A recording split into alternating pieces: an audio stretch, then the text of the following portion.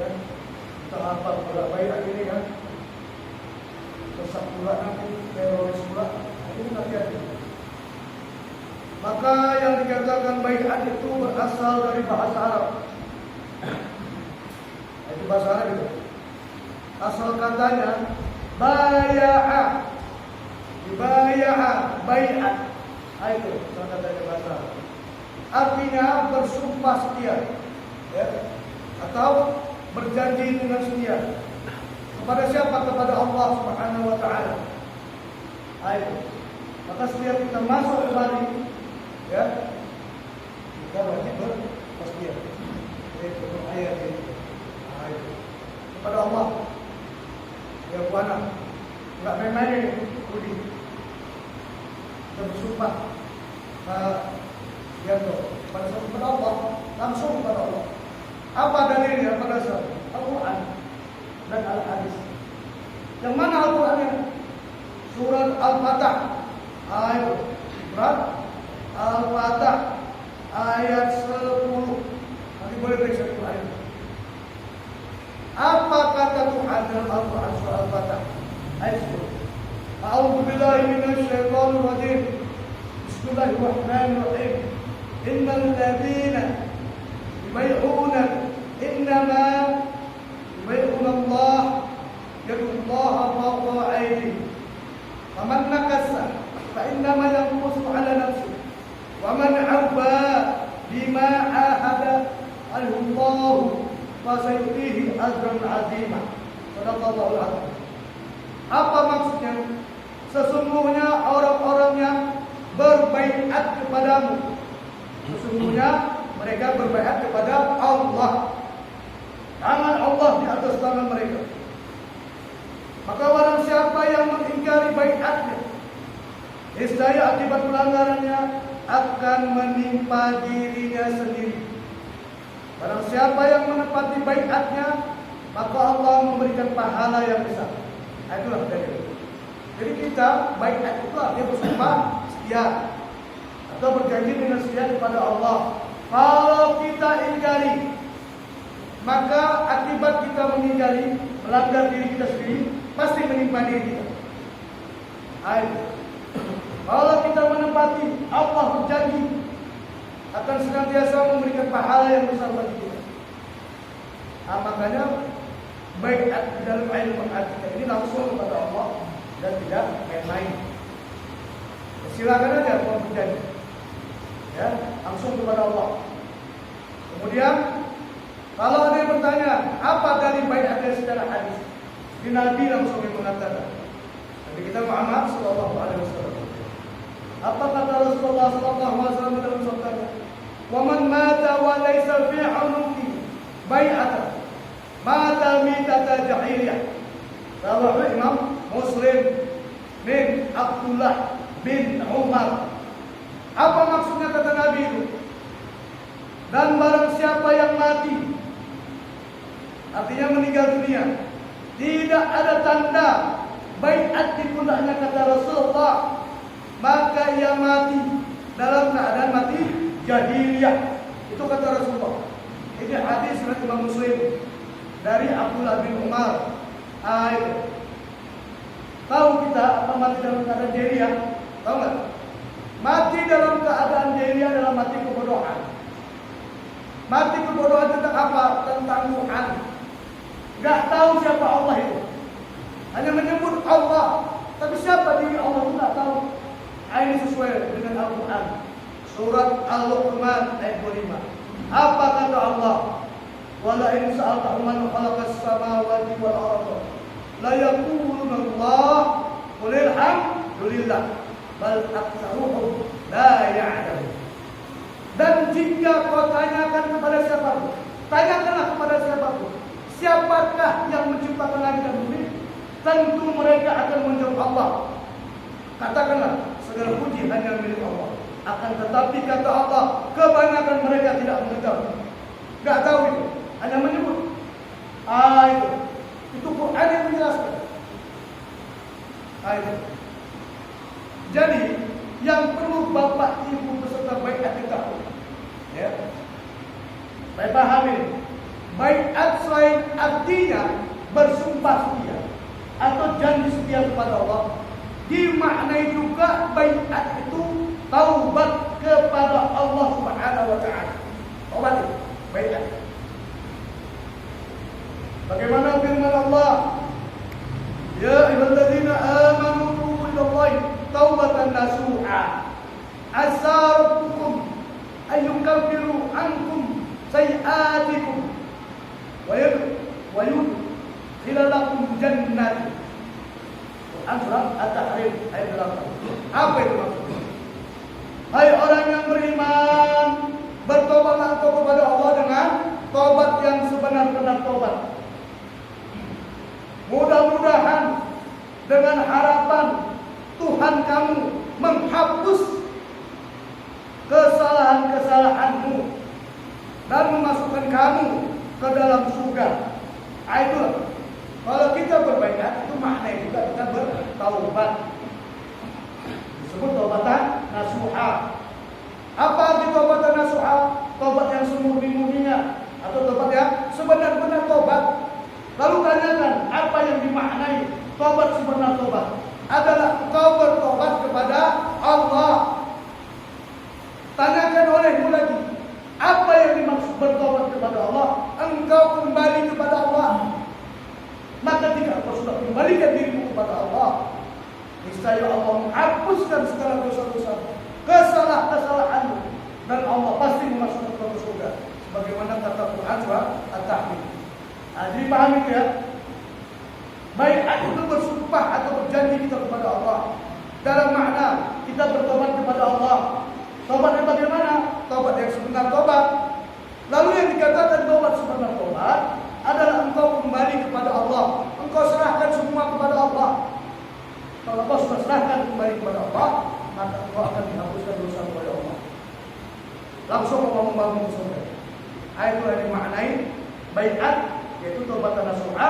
Taubatan nasuha itu adalah menyerahkan diri kembali kepada Allah Subhanahu wa taala. Kemudian yang harus dipahami ya, kita ini di dalam agama dilarang Allah dan dilarang oleh Nabi kita Muhammad sallallahu alaihi wasallam untuk tidak mengerjakan apa-apa yang tidak kita ketahui. Allah larang itu. Jangan dilarang Allah kita kerjakan karena ketidaktahuan kita. Itu. Ini yang difirmankan Allah yang tertuang dalam Quran surah Al-Isra ayat 36. Apa kata Allah? Bismillahirrahmanirrahim. Wala taqfu ma laysa laka bihi 'ilm. Inna as-sam'a wal basara wal fu'ada kullu ulaika kana 'anhu mas'ula. Al-Isra ayat 36. Apa maksudnya? Dan janganlah kata Allah kamu mengikuti sesuatu yang tidak kamu ketahui. Sesungguhnya kata Allah, pendengaran, penglihatan, dan hati diminta pertanggungjawaban. Itu kata Quran. Al-Isra 36. Jadi jangan kita lakukan itu kalau kita nggak tahu. Berarti melawan Allah kita tuh, menurut ayat. Jangan kata Allah jangan. Itu. Lalu kata Allah dalam hadis qudsi yang artinya Zat Allah berfirman, "Hairan aku akan hamba yang bersungguh-sungguh beramal ibadah, tetapi membelakangkan ilmu." Itu heran Allah. Apa itu maksudnya heran Allah? Nggak habis pikir kalau kita manusia. Kenapa Allah heran? Asal kita beramal ibadah, tapi kita belakangkan ilmu. Nggak boleh kita membelakangkan ilmu itu. Ilmu itu duluan dikerjakan. Ini hadis qudsi dalam kitab Kashful Asrar. Apa artinya itu? Pembuka rahasia ketuhanan. Karangan Syekh Abdul Rahman Saleh Al-Minangkabawi, seorang wali Allah dari Sumatera Barat. Itu kitab ini. Heran Allah kepada kita hamba, asik kita beramal ibadah, kita belakangkan ilmu. Itu arti heran Allah marah. Ya, menurut dia. Ya. Jadi jangan sempat Allah marah. Lalu junjungan kita Nabi besar Muhammad juga bersabda mengingatkan kita umat. Apa kata Rasulullah dalam sabdanya riwayat Imam Muslim? Al-ilmu qabla al-qawli wal amali. Itu kata Rasulullah. Ilmu kata Rasulullah. Ilmu didahulukan sebelum engkau berkata dan berbuat. Itu. Ilmu dulu, baru kita berkata dan berbuat. Kalau nggak ada ilmu, kita nggak bisa berkata. Apa yang berbuat? Itu kata Rasulullah. Lalu sahabat Nabi Mu'az bin Jabal radhiyallahu anhu mengingatkan kita umat Muhammad Rasulullah agar kita memahami apa yang kita pahami. Maka Mu'az bin Jabal berkata, al-ilmu imamul amali wal amali tabi'uhu. Itu kata Mu'az bin Jabal, sahabat Rasulullah. Apa maksud itu? Ilmu pemimpin amal, dan amal pasti mengikuti ilmu. Jadi kalau ada amal tanpa ilmu, itu bukan amal namanya. Karena ilmu kata Mu'az bin Jabal menjadi imam seluruh amal. Jadi berilmu dulu baru beramal. Dan amal itu tetap menjadi imam atau tetap menjadi makmum pengikut.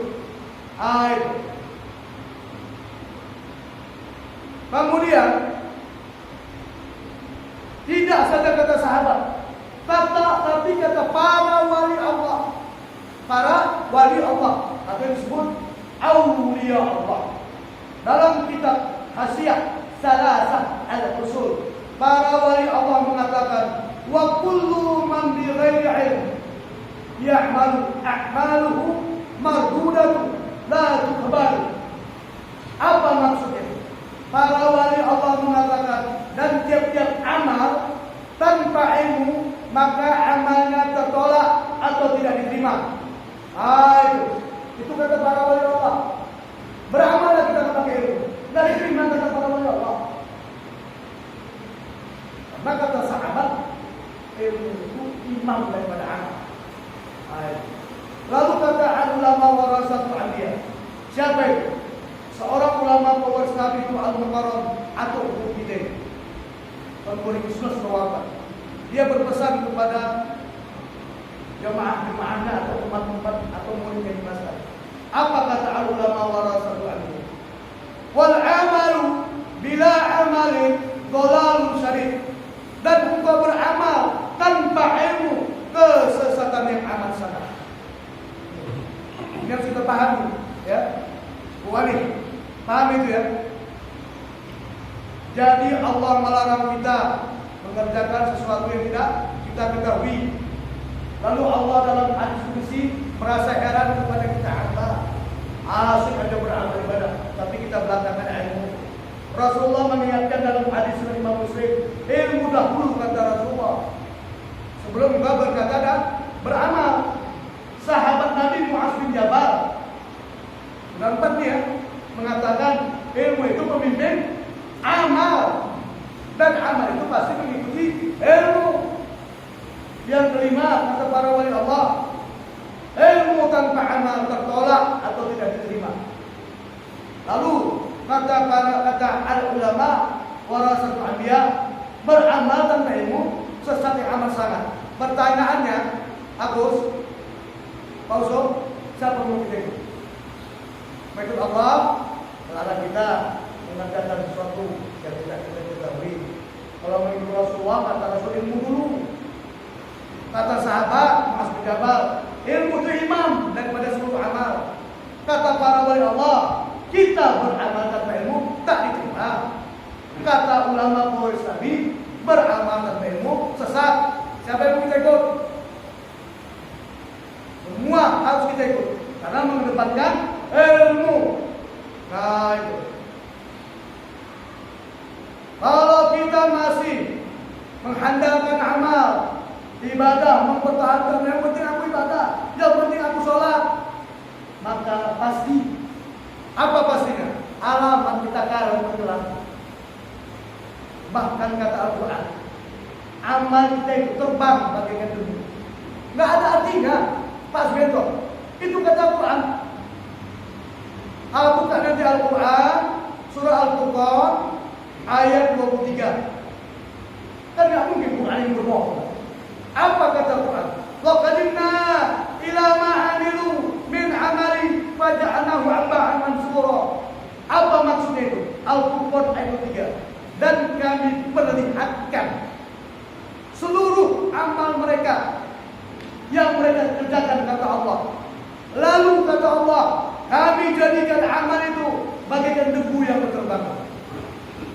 Ada nilai? Ada berat? Tak ada. Itu kata Tuhan. Beramallah kita. Oh, kita bertarung apapun itu. Yang penting beramal ibadah. Buat. Ini Quran memastikan. Jadi debu.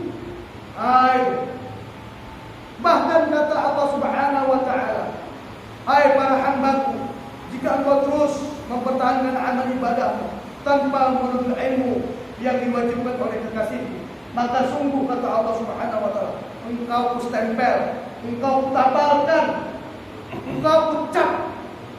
Apa yang ucap Allah? Seburuk-buruk makhluk. Kita menjadi seburuk-buruk makhluk. Ini yang difirmankan Tuhan dalam Al-Quran surat Al-Anfal ayat 22. Apa bunyinya? Inna syarabat tawaf bi'inallah summul bukmul ladina la ya'qilun. Sesungguhnya kata Allah, makhluk yang seburuk-buruknya di sisi Allah adalah orang-orang yang peka dan bisu, yang tak mengerti apapun. Tahu maknanya peka? Enggak mau dengar apa disampaikan oleh ulama-ulama itu. Ini ilmu dulu untuk bisu, dia tak menanggapinya. Itu tandanya dia tak mengerti apapun. Itu. Lantas saya paham ya. Sebelum kita bersumpah, maka saya akan memberikan keterangan. Jadi ini ada panjang di keterangan ini. Maka banyak-banyak bapak-bapak, ibu-ibu khususnya, Ibu Nur Hayati, banyak istighfar. Ya, bukan tak mungkin itu datang ujian dari Allah, godaan dari Allah Pak, gitu. Yang pegal nanti kaki atau ini tinggal sakit ya. Itu dari kegajaan sampai kesemutan, balik lagi ya. Dari kesemutan ke kegajaan. Banyak istighfar itu. Diuji Allah. Kita diminta Allah keikhlasan. Sangguplah kita menyerahkan diri berbaikat. Ya, paham ya? Jadi banyak-banyak mengucapkan istighfar dan la haula wala quwwata illa billahil serta berdoa kepada Allah. Ya Allah, aku pasrahkan diri kepadamu ya Allah. Aku berserah diri. Aku ingin berkenalan dengan dirimu ya Allah. Tidak kenal sama Allah, tidak kenapa ya? Ya, nyebut-nyebut aja ya. Meski tak bisa bagi Allah tak tahu. Baik, jadi sebelumnya kita berdoa dulu kepada Allah Subhanahu wa taala, kepada Nabi kita Muhammad sallallahu alaihi wasallam, dan kepada para wali Allah yang mengajarkan ilmu sampai kepada diri kita, untuk melaksanakan perintah Allah dan untuk melaksanakan petunjuk Rasulullah sallallahu alaihi wasallam beserta sunnah. Yang mana perintah Allah, Zat yang Maha Suci, kepada kita seluruh hamba. Ayat Bismillahirrahmanirrahim. Wattawakkal 'alal hayyil ladzi la yamut. Al-Quran surah Al-Furqan ayat 58. Apa maksudnya? Dan